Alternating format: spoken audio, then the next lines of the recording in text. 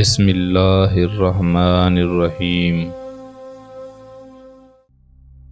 بنی اسرائیل میں ایک بہت ہی عابد یعنی عبادت گزار شخص تھا جس نے اپنی بیوی بچوں کو چھوڑ کر رہبانیت اختیار کر لی اور سمندر میں ایک چٹان پر چھپر بنا کر اللہ تعالیٰ کی عبادت میں مصروف ہو گیا۔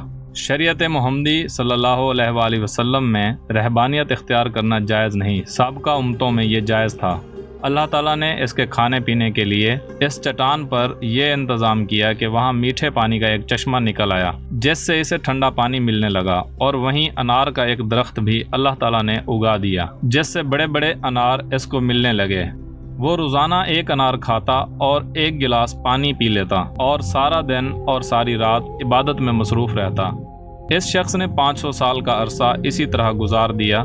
جب اس کے انتقال کا وقت آیا تو اس نے اللہ سے دعا مانگی کہ اے اللہ کریم، میری ساری زندگی تیری عبادت میں گزری ہے، اب میرا آخری وقت آ پہنچا ہے۔ میری خواہش ہے کہ جب میری موت آئے تو میں سجدے کی حالت میں ہوں، اور میرے بدن کو تو تا قیامت محفوظ رکھنا تاکہ جب میں قیامت کے دن اٹھایا جاؤں تو سجدے کی حالت میں اٹھوں۔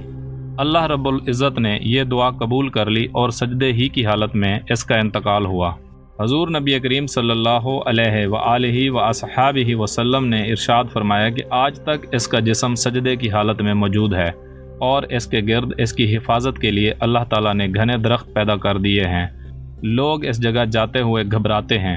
اگر لوگوں کی رسائی اس مقام تک ہو جاتی تو وہ مقام پوجا پاٹ کا مرکز بن جاتا۔ اللہ تعالیٰ نے وہاں بڑے بڑے اور گھنے درخت اگا کر لوگوں کے دلوں میں اس کی جگہ ہیبت پیدا کر دی تاکہ لوگ شرک میں مبتلا نہ ہو جائیں۔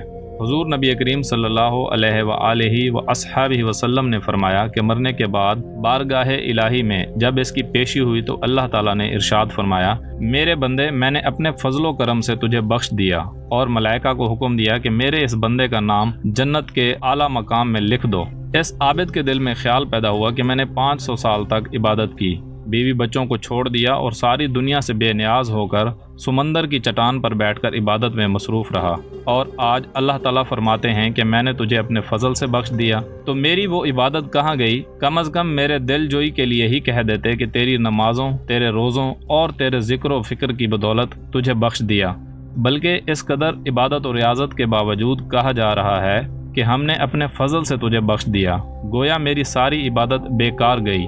اللہ رب العزت جو دلوں میں پیدا ہونے والے خیالات کو بھی جانتا ہے، اس نے فرشتوں کو حکم دیا کہ بجائے جنت کی طرف لے جانے کے اسے جہنم کی طرف لے جاؤ، لیکن اسے جہنم میں داخل مت کرو، بلکہ جہنم سے 500 میل کے فاصلے پر رکھو، جہاں پر اس کو جہنم کی آگ کی تپش شدت محسوس ہو۔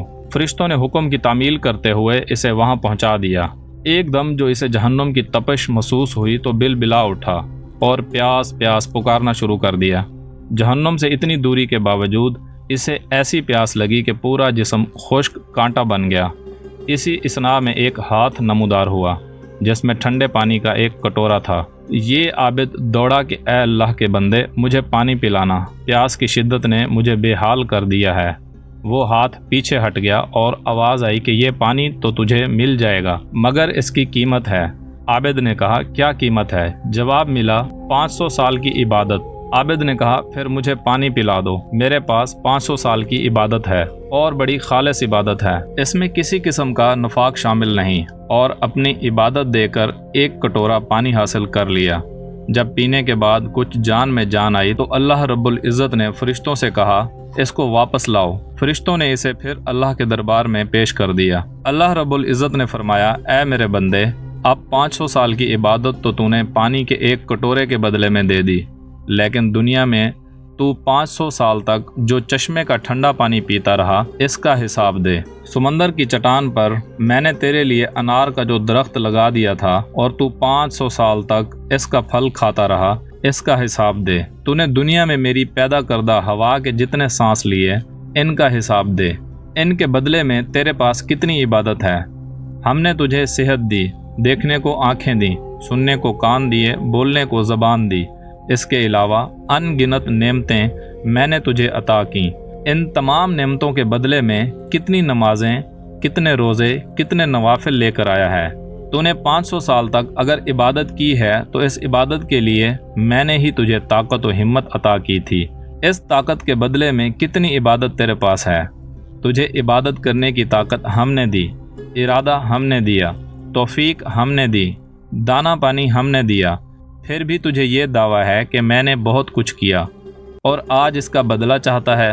ارے تو نے جو کچھ کیا وہ سب ہماری مہربانی سے کیا، بتا تو نے اپنی طرف سے کیا کیا، اگر کچھ ہے تو پیش کر۔ یہ سن کر عابد لرز گیا اور بارگاہ الہی میں عرض کیا، یا اللہ، بے شک نجات آپ کے فضل سے ہوتی ہے، کسی کے عمل سے نہیں ہوتی۔ عمل کی تو یہ قدر و قیمت ہے، 500 سال کی عبادت کرے اور بس ایک کٹورا پانی پی لے۔ اس واقعے میں یہ نصیحت پوشیدہ ہے کہ انسان کو اپنی عبادت و ریاضت پر مغرور نہیں ہونا چاہیے۔ اگر انسان کسی قدر عبادت کر لیتا ہے تو اسے اپنا کمال نہ سمجھے، بلکہ اللہ تعالیٰ کا فضل و کرم سمجھے کہ اس نے اسے اپنے دربار میں آنے کی توفیق عطا کی ہے۔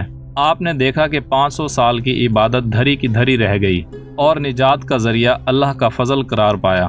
اللہ کے فضل کی علامت انسان کا نیک عمل ہے۔ نیک اعمال اس حقیقت کو ظاہر کرتے ہیں کہ اس شخص پر اللہ کا کتنا فضل ہے، ورنہ اسے ہماری عبادت کی ضرورت نہیں۔ عبادت ہم اپنی بہتری کے لیے کرتے ہیں، بے شک اللہ بے نیاز ہے۔